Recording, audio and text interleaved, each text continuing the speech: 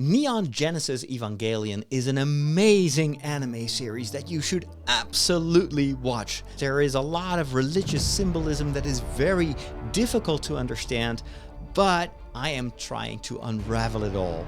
And I do that in my weekly show, Story Secrets, that I record for my patrons. What you're about to see is an excerpt from that show. It is spoiler-free, and if you want to get access to the full show, take a look at patreon.com/Father Roderick.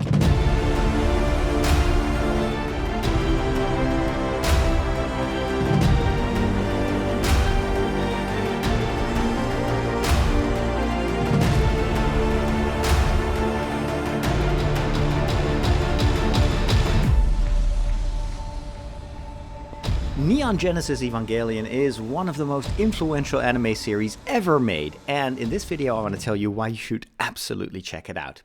I'm Father Roderick, I'm a priest and I'm a geek, and this is my show, Story Secrets, about the secrets of the stories that you like. I still remember the first time that someone told me about Neon Genesis Evangelion. It was actually on TikTok. I'd made a series about religious themes in the movie The Batman, and in the comments someone told me, if you like that kind of stuff, check out Neon Genesis Evangelion. It's a Japanese anime and it's filled to the brim with religious imagery. You should watch it. And my first reaction was, I don't think so. I'm really not into anime. Isn't anime for kids or teenagers? I associate it with Pokemon and with brightly colored monsters or giant robots fighting each other or fighting brightly colored monsters. And I kind of have always discarded the genre. How wrong was I? And Neon Genesis Evangelion actually opened this entire world of anime to me. So I found it on Netflix, which gives it a huge global audience. This show is actually quite old. It's from 1995. I think it first aired in Japan in 1997. And it's only now available to a worldwide audience. And that is why a lot of people are now discovering it, including me. And so I started to watch the first episode. It's a long series. It's 25 episodes. Each episode is about 25 minutes long. And the first episode was about giant robots fighting each other. I was like, you see? Classic anime. Why bother? But then when I continued watching the episode, I got more and more intrigued because indeed there were a ton of religious symbols and biblical themes that were used to illustrate what was happening to the characters in the story. And that was, to me, the most interesting thing. It was obviously not a religious series, not at all. But the use of those symbols, especially, I'm a theologian, I'm a biblical scholar, so when I see those symbols, I immediately think of like, how does the meaning of this symbol or this theme relate to the story that is being told? And there were so many parallels there that I was hooked, and I continued to watch, and I was commenting on TikTok almost live every week on the things that the kind of the links that I made between the images, the religious stuff, and the story itself. And the more I studied it, the more I was like, wow, this is absolutely one of the most amazing series in general that I've ever seen. And I'm still puzzling. I just finished watching the entire run of the series, 25 episodes. There are a number of movies that have been made afterwards that evolve the story, sometimes even reinterpret it a little bit. But I've watched these 25 episodes now for the first time, and I say that on purpose because this is a series that I need to watch several times. And the more you watch it, the more you will start to interpret it and kind of fill in the gaps. The story is not very clear in the beginning, but over time, you get more and more immersed in it. And then with the knowledge you get towards the end, you do want to go back and rewatch it, and then it puts everything in a different perspective. That all by itself is already, I think, a major reason to check this out. I don't know many series that do that. Maybe the most obvious one is Star Wars, where the more you learn about what's truly going on with the Force and the Emperor, the more you want to go back and rewatch it and you're like, oh, it was already there, but I just didn't notice it. About the religious imagery, that of course was the first thing that kind of got me hooked, but it's not the only thing. There is also a, I think, very profound psychological element to the story. It's very introspective. It's also in part based on Hideaki Anno's own experiences. Hideaki Anno is the director and the writer of the series. And when he first started to make Neon Genesis Evangelion, he had just come out of a very, very deep depression, or a depressive state that lasted for years. And I wouldn't be surprised if he had had a lot of therapy, because later on in the story, it's almost as if it's like an anime remake of a therapeutic process, which I think makes it very visceral, very personal, and also in a way universal, because the things that Hideaki struggled with, to a certain degree, are questions, are issues that we all struggle with, and that's another point where I really connected with this series. But I believe that these are not two different interpretations. It's not about, what is the right way to interpret it. I think this is all kind of part of the narrative, and it's deliberately left open so that you add your own interpretation to it. And this is also what I reply to people that tell me about religious imagery. You know that the maker of the series has said that they just used Christian imagery because it looked cool, right? It was exotic to the Japanese audience at the time, but none of the creators were Christian, so there is no religious meaning. And I would say, well, actually, two things. First of all, that was actually Kazuya Tsurumaki who said that, who is he's the co-director, and he's more about the visuals. So obviously he was commenting on the visual aspect of those biblical and religious symbols that they used. But he's not the creator, he's not the writer. Hideaki Anno is much more restrained when he's asked about that. He said, yes, of course, I'm not a Christian, but I used those symbols and those themes on purpose, because I wasn't a Christian, it allowed me to freely associate those symbols. But what he doesn't say is, it's just for, visual effect. And I believe the more I study this series, the more I'm convinced that there's definitely a rhyme and reason to the use of these religious symbols. And I read another interview, and I haven't been able to retrace the exact quote, of someone who worked on the series, who said, yeah, in the beginning, we were a bit puzzled by all this religious imagery that Hideaki Anno told us to use. But over time, we started to read up on it, and it started to make sense, and we started to integrate it in a different way. So that shows me that in the course of the production, they actually started to get better and better in figuring out, which religious symbols would be pertinent to the story. And that is what was my quest to figure out, what is just fluff, maybe just coincidental that they used a certain name or concept, and what is really meant to give us an idea of what is going on with the characters, what the ultimate stake, or what the stakes are of the story, why we should watch this story. And I believe that one of the reasons that I believe it's so important to watch this, and so worth your while, is that this series, more than almost anything else I've seen on TV or in the movies, is touching upon the most profound questions of our existence. Why are we here? Who am I? Why do I feel how I feel? Is there another way to look at the world? Can I reframe my perception? How do I deal with trauma? How does that relate to the way I look at God, the way I regard religion? There are actually several different perspectives on religion woven into the story. And all that is taking place in this post-apocalyptic world with giant robots. I think it's genius. So I'm not going to give you any spoilers in case you haven't seen this, and this video hopes to encourage you to definitely go check it out. But I do want to give you a general outline of the story, just to give you an idea what you can expect. I want to give you some tips on how to watch this, because it's not easy. It can get very, very confusing, or even a bit, disconcerting. But I'll give you some tips on how I approach the series. And then I will record a second part of this show, which I will give to my patrons. So there's a patron community of people that support the work that I do and enable me to do this work, because I'm not paid by the Pope.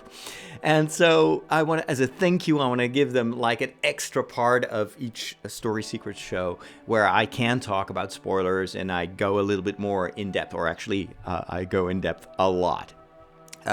So I'm making that podcast and that show available to my patrons. If you are interested, check it out at patreon.com/Father Roderick. So what is this story about? It takes place in literally a post-apocalyptic world. There's been this major disaster and a huge explosion in the Antarctic region in the year 2000, which has destroyed most of humanity. There are some cities left, and for instance, Tokyo is completely rebuilt. It's now called Tokyo 3. The previous two Tokyos have been completely eliminated. And this city is built to withstand the worst threats. And there are actually, after that explosion, still a lot of threats to mankind. The most important one is these giant robots called angels that are attacking Tokyo time and again and seem to be almost invincible. There are some lesser threats as well. There is a huge issue with global warming. The explosion has caused massive meltdown of the polar regions, and so basically the world lives in this perpetual summer, which is also expressed in audio form because you constantly hear crickets like throughout the series, and it the way they visualize it is also by making the air tremble a little bit. So the series feels like, oh my gosh, it's so suffocatingly hot. But the city of Tokyo 3 is constructed in such a way that the skyscrapers can also move down. They can go the opposite way, and whenever there is a threat or danger, they can disappear underground, and there's this massive underground space where everybody can be safe. And whenever there is a threat by these giant angels that are attacking, the people of Tokyo and also several other countries have created these massive robots called Evas. And these Evas have to be piloted by children, by teenagers. It doesn't really explain why, but it's a given that only teenagers around the age of 13, 14 are able to connect in a kind of psychic way with these robots. And so whatever movements they make, these big robots make, but then like times 100. Very similar to, for instance, Pacific Rim, if you know that movie series. It's a classic idea in Japanese anime, but here the story really goes much deeper, because we discover, and I'm not going to tell you how and what's truly going on, but we discover that there is a very peculiar bond between the pilots and the Evas, and once you hear what it is, you're like, wow. Oh my gosh, this is definitely setting this series apart from so many other stories in the genre. So these angels attack. The funny thing is, the angels are very different from one another, which in one of my TikToks I explain by, if this refers to the way that Christian tradition looks at angels, we tend to imagine angels as being just like these, wings and nice, genderless beings, very benevolent. But in fact, if you look at the description of angels in various places in the Bible, each angel is terrifying if you try to imagine it. And plus, every angel is totally distinct from other angels. There is not one angel that is the same. And so I found it really extraordinary that in this series they visualize that by creating these different threats. Some aren't even robots. Some of these angels are like these interdimensional beings, and it's like, how do you fight something that has no substance? And so the story let us meet a number of these teenage pilots, and we see their interaction because they all live in Tokyo. In fact, a few of these pilots actually live together in an apartment with like an official who works for these governmental institutions. I won't go into detail, it's very complicated. But anyway, she's kind of like the substitute mother for these kids. And then there's a lot of tension because, and this is another thing that I really like about Neon Genesis Evangelion, everyone we meet is broken and has trauma and has trouble relating to other people. And at first, you think, it's like, this is so weird. Why is there so much strife? Why is there so much competition between these pilots? And where are the normal people? But then you have to realize, of course, this is after a global trauma of this big destruction, the threat that maybe something like that will happen in the future. So there's this constant fear.